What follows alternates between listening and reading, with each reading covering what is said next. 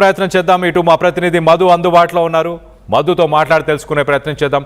Madhu, sensational comments అని చెప్పుకోవచ్చా? ఇటు కేసీఆర్ని ఒక దరిద్రుడు అంటూ మాట్లాడడం, ఆయన కాళ్ళ కింద జగిత్యాలకు సంబంధించిన కార్యకర్తల గౌరవాన్ని ఆయన కాళ్ళ కింద పెట్టారు అంటూ ఇట్లా సెన్సేషనల్ కామెంట్స్ అని చూడొచ్చా? ఎవరెవరు పాల్గొన్నారు ఈ కార్యక్రమంలో? నిన్న ముఖ్యమంత్రి జగిత్యాలకు సంబంధించినటువంటి ముఖ్య నాయకులతో, కాంగ్రెస్ పార్టీకి సంబంధించిన నాయకులతో భేటీ అయ్యారు. దాంట్లో ఈ కీలక సమావేశంగా కాంగ్రెస్ పార్టీ భావిస్తా ఉంది. డైరెక్ట్ గా అక్కడ ఉన్నటువంటి క్యాడర్ కి భరోసానిచ్చేలాగా, క్యాడర్ చేయి జారిపోకుండా ఉండడానికి వారితో డైరెక్ట్ గా ముఖ్యమంత్రి భేటీ అయ్యారు. వారందరికీ ఒక భరోసానిచ్చారు. ఏం పర్వాలేదు, ఇన్ని రోజులు ఇక్కడ నాయకత్వంలో ఎవరికి అవకాశం దక్కలేదు నాయకత్వంగా. ఆయన 40 ఏళ్ళు ఆయన కోసం పనిచేసినటువంటి కార్యకర్తలను మోసం చేసి ఒక దుర్మార్గుడైనటువంటి కేసీఆర్ తో జతకట్టడం అనేటువంటిది జీవన్ రెడ్డి చేసినటువంటి తప్పు అంటూ స్టేట్మెంట్ చేశారు. జీవన్ రెడ్డి లాంటి వ్యక్తి కేసీఆర్ దగ్గర చేతులు కట్టుకొని నిలబడడం అత్యంత బాధాకరం. జగిత్యాల కాంగ్రెస్ కార్యకర్తల ఆత్మగౌరవాన్ని కూడా జీవన్ రెడ్డి కేసీఆర్ కాళ్ళ దగ్గర తాకట్టు పెట్టారు. ఆయన వయసుకు, అనుభవానికి ఇది కూడా తగదు అనేటువంటి స్టేట్మెంట్ చేశారు. అయినప్పటికీ కూడా ఈ రోజుకు కూడా ఆయనకు స్టిల్ గౌరవం ఆయన గౌరవానికి భంగం కలిగేలా ఒక స్టేట్మెంట్ కూడా చేయట్లేదు. కుట్రలను తిప్పికొట్టాలని మాత్రం మనం ప్రయత్నం చేస్తుంటే ఆయన వెళ్ళి అక్కడ చేరారు అనేటువంటి స్టేట్మెంట్ చేశారు. ప్రజలు ఎన్నుకున్న ప్రభుత్వాన్ని పడగొడతామంటే నిలబెట్టడం తప్ప, సేవ చేస్తుంది, మంచో చెడో మీరే ఆలోచించండి అనేటువంటి స్టేట్మెంట్ చేశారు. ఇక్కడ కీలకమైనటువంటి స్టేట్మెంట్ ఏంటంటే, ప్రజలు ఎన్నుకున్న ప్రభుత్వాన్ని పడగొడతామంటే నిలబెట్టడం తప్ప అనేటువంటి స్టేట్మెంట్. అక్కడ జగిత్యాలలో బీఆర్ఎస్ నుంచి గెలిచినటువంటి ఎమ్మెల్యేను కాంగ్రెస్ పార్టీలో జాయిన్ చేసుకున్నటువంటి పరిస్థితి Jagtial MLA Sanjay. So BRS ప్రభుత్వాన్ని పడగొడతాననేటువంటి స్టేట్మెంట్ చేసింది కాబట్టి ఆయనను జాయిన్ చేసుకున్నామనేటువంటి రీతిలో ఆయన రేవంత్ రెడ్డి మొట్టమొదటిసారిగా స్టేట్మెంట్ ఇచ్చారు. అంటే నిర్మల వరకు స్వీకరించిన స్టేట్మెంట్ అలాగుంటే ఈ రోజు నిన్న ముఖ్యమంత్రి క్లారిటీ ఇచ్చారు. వాళ్ళు ప్రభుత్వానికి కొలుస్తామన్నారు. అందులో భాగంగానే 10 మంది ఎమ్మెల్యేలు చేర్చుకున్నటువంటి విధంగా ఆయన స్టేట్మెంట్ ఇచ్చినటువంటి పరిస్థితి ఉంది. అయినా పర్వాలేదు, ధైర్యంగా ఉండండి, త్వరలోనే కార్యకర్తలను అందరినీ కలిసేందుకు జగిత్యాలకు నేనే డైరెక్ట్ గా రాబోతా ఉన్నాను. అంతా కలిసికట్టుగా జగిత్యాలను అభివృద్ధి చేసుకుందాం, వ్యక్తి కంటే పార్టీ ముఖ్యమని నిరూపించిన మీ అందరినీ అభినందిస్తున్నా అనేటువంటి వారందరినీ, వచ్చినటువంటి వారందరినీ ఆయన స్టేట్మెంట్ చేశారు. 2023లో కూడా ఆయనకు టికెట్ ఇచ్చాము, గెలిపించే ప్రయత్నం చేశాము.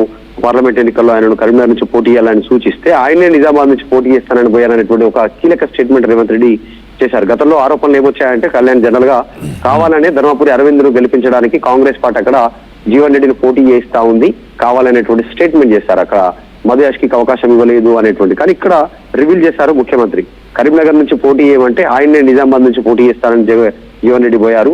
ఆయన ఫైనల్ ఫైట్ ఇది, ఆయన నో ప్రాబ్లం అక్కడ జరుగుతున్నటువంటి విషయం, మీ అందరినీ కాపాడుకునే బాధ్యత పార్టీ పైన ఉంది అనేటువంటిది నిన్న జరిగినటువంటి ముఖ్య నాయకులతో ముఖ్యమంత్రి ఒక భరోసానిచ్చారు.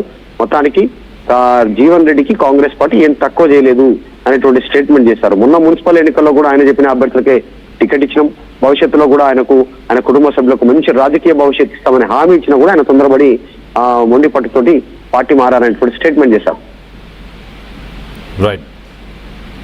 రైట్ మధు, ఇటు బీఆర్ఎస్ నుంచి ఎవరైనా స్పందించారా ఇటు రేవంత్ రెడ్డి చేసిన ఈ కామెంట్స్ పైన? ఎగ్జాక్ట్లీ, ఈ రోజు రెస్పాండ్ అయ్యేటువంటి అవకాశం ఉంది బీఆర్ఎస్ పార్టీ నుంచి. ఎందుకంటే ఈ నెల 20వ తారీఖు రోజున భారీ బహిరంగ సభ ద్వారా జీవన్ రెడ్డి జగిత్యాలలో అటు బీఆర్ఎస్ పార్టీలో జాయిన్ అవుతున్నారు. ఆ సభకు కేసీఆర్ హాజరవుతున్నారు. చాలా రోజులుగా ఏ జాయినింగ్ కూడా, అనేక జాయినింగ్ జరిగిన ఒక్క జాయినింగ్ కూడా కేసీఆర్ హాజరు కాలేదు. కేటీఆర్ సమక్షంలోనే జాయినింగ్ జరిగినటువంటి సిచ్యువేషన్. కానీ మొదటిసారి ఓటమి తర్వాత, అసెంబ్లీ పార్లమెంట్ ఎన్నికల ఓటమి తర్వాత, బై ఎలక్షన్స్ ఓటమి తర్వాత, మున్సిపల్ ఎలక్షన్స్ ఓటమి తర్వాత ఎలక్షన్స్ తర్వాత కేసీఆర్ జీవన్ రెడ్డి జాయినింగ్ కి సంబంధించిన ప్రోగ్రామ్ కు జాయిన్ కావడంతో కాస్త చర్చ కొనసాగుతా ఉంది. కొన్ని కీలక స్టేట్మెంట్ చేసేటువంటి అవకాశం ఉంది. కళ్యాణ్ యాక్చువల్గా ఈ మధ్యకాలంలో చూస్తే చాలా మంది కాంగ్రెస్ పార్టీలో ఎవరైతే టికెట్ దక్కడంలో అసంతృప్తికి సంబంధించిన నాయకులు వారంతా కూడా 1 by 1 బీఆర్ఎస్ పార్టీ వైపు చూస్తున్నారు. బీఆర్ఎస్ పార్టీలో జాయిన్ అవుతున్నటువంటి సిచ్యువేషన్ మనకు కనపడతా ఉంది, మనం చూసాం గతంలో. సో ఈ అదే కోవలో జీవన్ రెడ్డి కూడా పార్టీలో జాయిన్ అవుతున్నటువంటి సిచ్యువేషన్. ఇంతవరకు అయితే బీఆర్ఎస్ నుంచి రియాక్ట్ కాలేదు, రియాక్షన్ ఉండొచ్చు.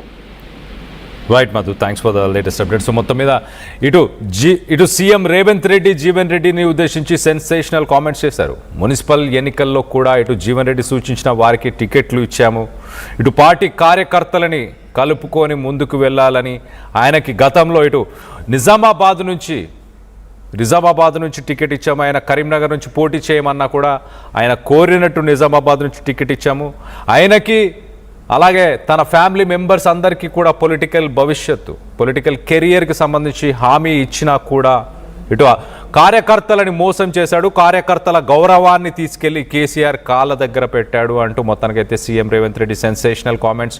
ఇటు నిజంగానే జీవన్ రెడ్డి పార్టీకి మోసం చేశాడా, పార్టీకి సంబంధించిన కార్యకర్తలను మోసం చేశాడని మీరు భావిస్తున్నారా?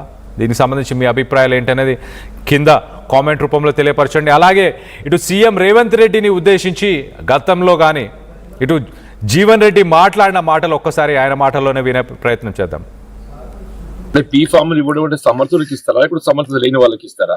ఇప్పుడు ఎన్నికల్లో పోటీ చేసే అవకాశం ఎవరికి కల్పిస్తారండి? నేను 6 పర్యాయాలు ఎమ్మెల్యే గెలవడం జరిగింది.